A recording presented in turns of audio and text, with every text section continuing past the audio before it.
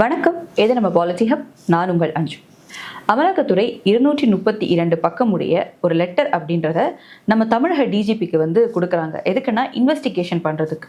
So இந்த ஒரு கடிதத்தின் மூலம் தமிழகத்தில் ஒரு விஷயம் பூம் ஆகுது. அதாவது ஒரு மேசிவ் கரப்ஷன் அப்படின்றது municipal administrative and water supply, அதாவது நகராட்சி நிர்வாகம் மற்றும் நீர் வளங்கள் துறையில் நடந்திருக்கு அப்படின்றது தெரிய வருது. ஸோ இதை எப்படி கண்டுபிடிச்சாங்க, எந்த அளவு இதனுடைய எஃபெக்ட் இருக்குது அப்படின்றத பார்த்தோம் அப்படின்னா, முதல்ல எங்கே ஸ்டார்ட் ஆகுது அப்படின்னா 2024 அண்ணா யூனிவர்சிட்டி ஒரு அனௌன்ஸ்மெண்ட் கொடுக்குறாங்க. அதாவது 2569 காலி பணியிடங்கள் இருக்குது, அதை நிரப்புறதுக்கான ஒரு அனௌன்ஸ்மெண்ட் கொடுக்குறாங்க. அதாவது எந்தெந்த இடம்னு பார்த்தோன்னா உதவி பொறியாளர்கள், அப்புறம் இளநிலை பொறியாளர்கள், அதுக்கப்புறமா சுகாதார ஆராய்ச்சியாளர்கள் அப்படின்னு சொல்லிட்டு உள்ளிட்ட ஒரு 2500க்கும் மேற்பட்ட காலி இடங்கள் இருக்குது அப்படின்ட்டு அனௌன்ஸ்மெண்ட் கொடுக்குறாங்க. ஸோ இதுக்கு 1.12 லட்சம் கேண்டிடேட்ஸ் அப்ளை பண்ணுறாங்க. இதுக்கு எக்ஸாம் எழுதுறதுக்காக அப்ளை பண்ணுறாங்க. ஸோ அதுக்கப்புறம் பார்த்தோம் அப்படின்னா இதில் அந்த 1.12 கேண்டிடேட்ஸ் அப்ளை பண்ணுறாங்க இல்லையா. ஸோ இதில் 2538 போஸ்ட்டுக்கு தான் இவங்க அப்ளை பண்ணியிருக்காங்க அப்படின்றது தெரியுது. ஸோ இதில் அவங்க எக்ஸாம்ஸ் வைக்கிறாங்க. வச்சு இதில் செலக்ட் ஆனவங்களை எடுக்கிறாங்க.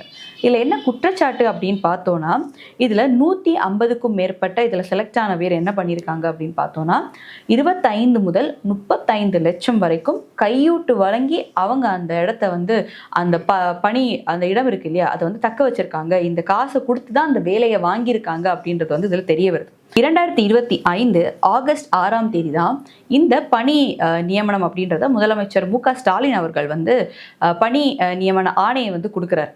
ஸோ எப்படி இடி அமலாக்கத்துறை எப்படி இதை கண்டுபிடிக்கிறாங்க, எந்த ஹோல் வழியாக இந்த இடத்துக்கு ரீச் ஆகுறாங்க, அதுக்கான ஸ்பார்க் என்ன அப்படின்னு பார்த்தோன்னா, இதனுடைய மினிஸ்டராக இருக்கிறவர் KN நேரு அவர்கள். ஸோ அவருடைய தம்பி என் ரவிச்சந்திரன், அவருடைய ட்ரூ வேல்யூ ஹோம்ஸ் அப்படின்ற TVH குரூப் அப்படின்றது அவங்களுடைய தான். ஸோ இந்த ட்ரூ வேல்யூ ஹோம்ஸ் ஒரு பிராண்ட் ஃப்ராட் கேஸில் இதாக இருக்காங்க.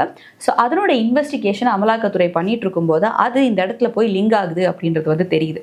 அதாவது இங்கே 150+ இடங்கள், அதாவது பணி அப்படின்றது 25 to 35 lakhs கையூட்டு வாங்கி கொடுத்துருக்காங்க அப்படின்றது தெரிய வருது.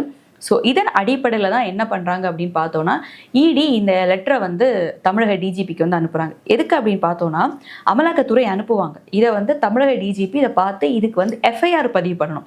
தமிழக டிஜிபி எஃப்ஐஆர் ஃபைல் பண்ணால் மட்டும்தான் இடிக்கு அடுத்த கட்ட நடவடிக்கையில் ஸ்டெப் எடுத்து வைக்க முடியும் அப்படின்றது. ஸோ அந்த இன்வெஸ்டிகேஷனுக்காக அவங்க தமிழக டிஜிபிக்கு இதை அனுப்பியிருக்காங்க.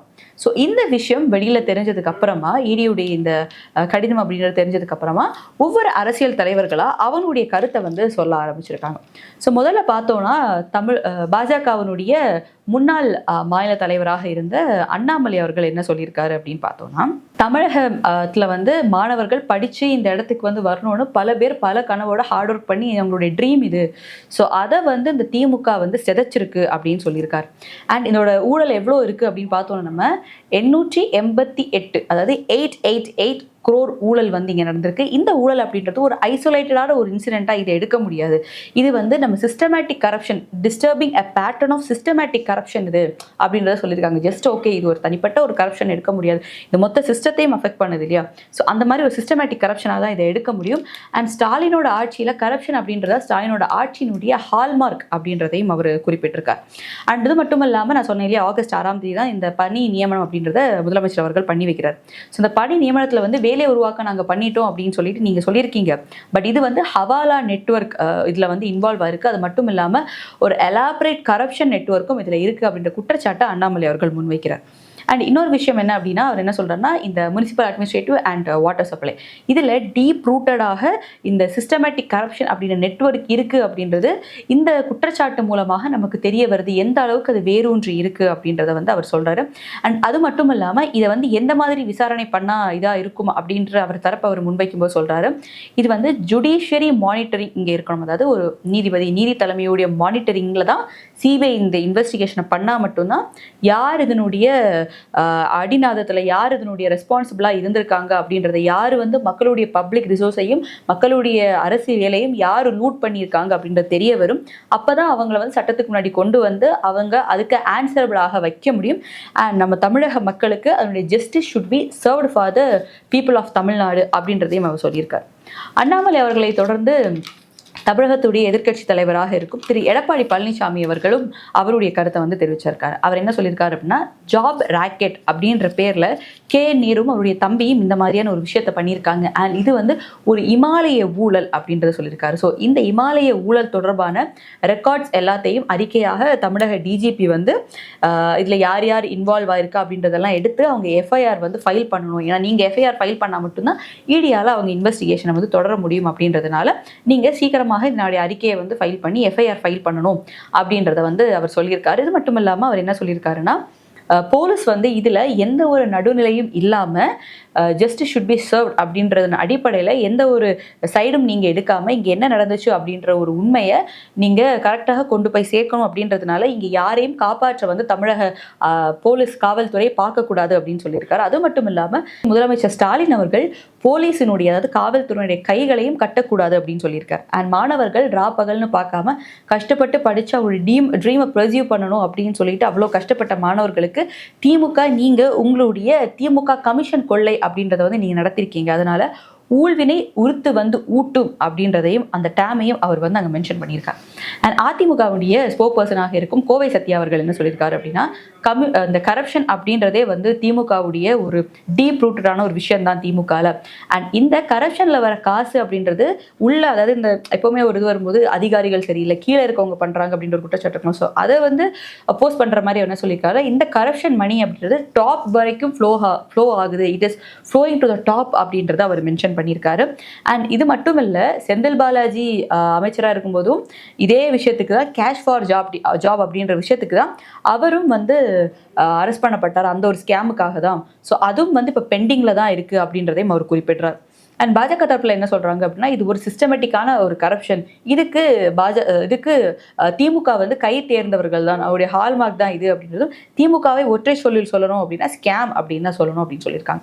அண்ட் பாஜகவுடைய ஸ்போக் பர்சன் நாராயண திருப்பதி அவர்கள் என்ன சொல்லியிருக்காரு அப்படின்னா, இது ஒன்றும் திமுகவுக்கு புதுசு கிடையாது, இது நமக்கு கேட்கும்போது வேணால் ஷாக்கிங்காக இருக்கலாம், it's shocking but it is not surprising அப்படின்ட்டு வந்து அவர் சொல்லியிருக்காரு. அண்ட் எப்போ போல திமுக தொடர்ந்து அந்த மௌனத்தை காப்பது அப்படின்றது எந்த ஒரு விஷயம் இருந்தாலும் திமுக பண்ணும், அதை தான் அவங்க பண்ணிட்டு இருக்காங்க அப்படின்னு சொல்லியிருக்காங்க. அண்ட் இதுக்கு திமுக தரப்புல அவங்களுடைய ஸ்போக் பர்சன் என்ன சொல்லியிருக்காங்க அப்படின்னா, இடி வந்து கேஸ் இது பண்ணியிருக்காங்க, அவங்க கிட்ட ப்ரூஃப் இருக்கா, டாக்குமெண்ட் இருக்கா, ஏதாவது இருக்கா, ஜஸ்ட் எப்பவுமே இந்த இடி இது பண்றது தான், ஃபர்ஸ்ட் எஃப்ஐஆர் வந்து ஃபைல் பண்ணட்டும், எஃப்ஐஆர் ஃபைல் பண்ணால் தானே அவங்க இது பண்ண முடியும், ஃபர்ஸ்ட் எஃப்ஐஆர் ஃபைல் பண்ணதுக்கப்புறம் தான் தெரியும் உங்ககிட்ட என்ன இது இருக்குது, இது வந்து பொதுவாகவே இடி இப்படி பண்ணுறது தான் அப்படின்னு சொல்லியிருக்காரு. அண்ட் இன்னும் வந்து ஒரு புள்ளி விவரம் மாதிரி அவர் சொல்லியிருக்காரு. அதாவது இடியுடைய கேஸ்லேயே பார்த்தோம்னா 0.01% தான் என் கன்விக்ஷன் அப்படின்றது நடக்குது. அண்ட் 5,000 அப்படின்னு எடுத்தோம்னா அதில் 10% மட்டும்தான் கேசஸில் வந்து 10% ஆஃப் கேசஸில் மட்டும்தான் சார்ஜ் ஷீட் அப்படின்றது ஃபைல் பண்ணப்படுது. ஸோ இவ்வளோ தான் அமலாக்கத்துறையினுடைய கிரெடிபிலிட்டி அப்படின்னு சொல்லியிருக்காரு. அண்ட் எப்போவுமே வந்து எதுக்கு இந்த இடி போடுறாங்க அப்படின்னா, இப்போ அப்போசிஷன்ல யார் இருக்காங்களோ, எந்த ஸ்டேட்ல அப்போசிஷன் இருக்காங்களோ அவங்களே தளர்த்துவதற்காக இந்த மாதிரியான விஷயத்த இடி வந்து பண்ணதான் செய்யும். இதுவே அவங்க சைடுக்கு, அதாவது அப்போசிஷன்லேருந்து அந்த மாதிரி கேஸ் போடப்பட்டு ஜெயில் பண்ணப்பட்டு வழக்கு போட்டு ஜெயிலில் போட்டுருவாங்க. இதுவே அவங்க தரப்பில் இருந்தாங்க அப்படின்னா உடனே வந்து things will get sort out அப்படின்ற மாதிரி ஒரு அரசியல் தான் இதில் இருக்குது அப்படின்றத நமக்கு சுலபமாக தெரியுது. பாஜகவினுடைய கைப்பாவையாக இடி செயல்படுகிறது அப்படின்றது தொடர்ந்து வைக்கிற குற்றச்சாட்டு தான் திமுக. ஸோ அதை தான் அவர் இங்கே மென்ஷன் பண்ணியிருக்காரு. ஸோ அப்படிலாம் ஒன்றும் கிடையாது, இவங்க வந்து இந்த இதுக்காக தான் பண்ணுறாங்க அப்படின்னு சொல்லியிருக்காங்க. ஸோ இதற்கு சம்பந்தப்பட்ட அமைச்சராக இருக்கும் நேரு அவர்கள் என்ன சொல்றாரு அப்படின்னு பார்த்தோம்னா, அண்ணனை சுற்றி 2026 இந்த மாதிரி ஒரு அனௌன்ஸ்மெண்ட் கொடுத்துருந்தாங்க, 2569 பணி நியமங்கள் வந்து இருக்குன்னு சொன்னாங்க. ஸோ அதை வந்து நாங்கள் இடஒதுக்கீடு மற்றும் கலந்தாய்வு முறையில் நாங்கள் அதன் அடிப்படையில் நாங்கள் கிட்டத்தட்ட 2,538 பேர் வந்து 2,538 பேர் வந்து இதில் செலக்ட் ஆயிருக்காங்க அப்படின்றத நேரு அவர்கள் சொல்லியிருக்காங்க. ஓகே, ஸோ இடஒதுக்கீடு மற்றும் கலந்தாய்வு முறையில் தான் இது வந்து கொடுக்கப்பட்டது அப்படின்னு சொல்லியிருக்காங்க. ஏன் வந்து ஒய் திஸ் வே ஆஃப் அப்படின்ற ஒரு கொஸ்டினுக்கு தான் அவர் ஆன்சர் பண்ணியிருக்காரு. நேரடி நியமனம் தொடர்பான அந்த விஷயம் வந்து சுப்ரீம் கோர்ட் வந்து அந்த கேஸ் அப்படின்றது இன்னும் நிலுவையில் இருக்குது சுப்ரீம் கோர்ட்டில், ப்ளஸ் ஸ்டேயும் இருக்குது, தடையாணையும் வந்து அதுக்கு இருக்குது அப்படின்றதுனால எங்களால் அந்த ஒரு இதை வந்து ப்ரொசீட் பண்ண முடியல, சுப்ரீம் கோர்ட்டில் இது ஸ்டே அண்ட் பெண்டிங் கேஸாக இருக்கிறதுனால தான் நாங்கள் இந்த வேலை வந்து இதை பண்ணணும். அண்ட் எங்களுடைய அந்த துறை, எங்களுடைய மினிஸ்ட்ரி இதை சட்டப்பூர்வமாக இதை நாங்கள் எதிர்கொள்வதற்கு தயாராக இருக்கோம் அப்படின்றத நேரு அவர்கள் சொல்லியிருக்காங்க. So as we mention, Senthil பாலாஜியோட கேஸும் இதே மாதிரி தான். காசு கொடுத்து அது ஜாப் அப்படின்றது வாங்குறது. ஸோ இங்கேயும் அதே விஷயம் தான் கேஎன் நேரு அவருடைய துறையிலையும் வந்து நடந்திருக்கு அப்படின்னு பார்க்க முடியுது. ஸோ பார்ப்போம் தமிழக டிஜிபி, தமிழக காவல்துறை எந்த மாதிரி செயல்பட்டு இதில் எஃப்ஐஆர் பதிவு பண்ணுறாங்க, அடுத்த அமலாக்கத்துறை இதில் என்ன ஒரு ஸ்டெப் எடுக்கிறாங்க அப்படின்றத பார்ப்போம். அண்ட் தொடர்ந்து வந்து இது விக்டிம் கேம் மாதிரி ப்ளே பண்ணிட்டு தான் இருக்காங்க. இது வந்து எங்களை ஆட்சியை வந்து இது பண்ணுறதுக்காக பண்ணுறாங்க அப்படின்ற குற்றச்சாட்டு திமுகவும் தொடர்ந்து வச்சுட்டு இருக்குது. சட்டப்பூர்வமாக இதை நேரிடுவதற்கு தயார் அப்படின்றதையும் அமைச்சர் கேஎன் நேரு அவர்கள் வந்து சொல்லியிருக்காரு. ஸோ என்னென்ன ஸ்டெப்ஸ் அடுத்து எடுக்க போகிறாங்க அப்படின்றதும், எஃப்ஐஆர் பதிவு பண்ணப்படுதா, அமலாக்கத்துறை என்னென்ன மாதிரியான இன்வெஸ்டிகேஷன் கொண்டு போக போகுது அப்படின்றதையும் நம்ம பொறுத்து தான் பார்க்கணும். அண்ட் இந்த ஒரு விஷயம் இன்னும் சில மாதங்களில் எலெக்ஷன் அப்படின்றது இருக்கிறதுனால இது எந்த அளவுக்கு எலெக்ஷனில் பிரதிபலிக்கும் அப்படின்றத கண்டிப்பாக பார்க்கணும். ஏன்னா கரப்ஷன் அப்படின்றது நார்மலைஸ் ஆயிடுச்சு இங்கே தமிழக மக்கள் இடையில அப்படின்ற ஒரு பேச்சு இருக்குது. செந்தில் பாலாஜியோட விஷயம் இந்த மாதிரி ஆச்சு. அண்ட் இது எந்த அளவுக்கு தாக்கத்தை மக்கள் இதில் கொண்டு வரப்போகுது அப்படின்றதையும் பொறுத்திருந்து தான் நம்ம பார்க்கணும். நன்றி.